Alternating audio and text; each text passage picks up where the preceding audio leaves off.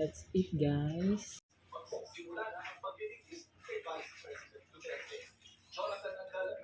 Uy, sarap pa.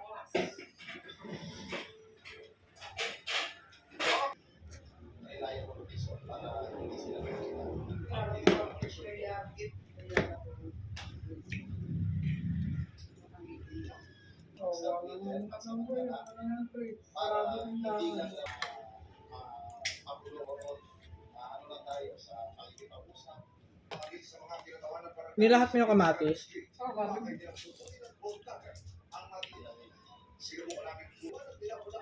Tagal ko.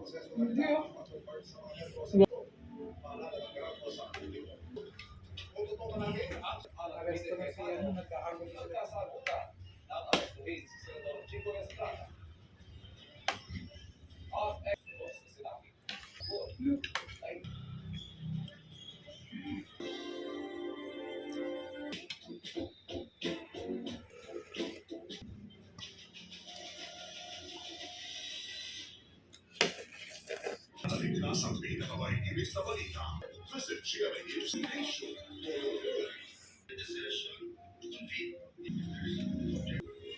Hindi na boboto dyan yung ano eh. Talaga matali yung ganyang ulo. Nahamit na yung kaya ganyan. Yun yung passion na niya.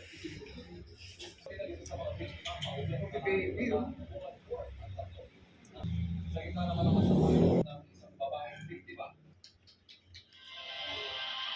Takot lang wala ang matukoy sa mga ginamit armas. Pagiging ang Israeli sa cross-matching examination at 39 na basyon ba? Sa mga paglalakbay ng GMA Kapuso Foundation sa buong bansa, ang nagsisilita ang administrasyon ng negosyo.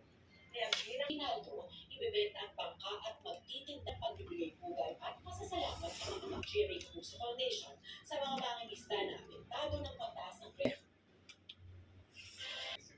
Pero napakalamang yan. Sinusubukan pa ng GMA News sa makuha ang panig ng dalawang light.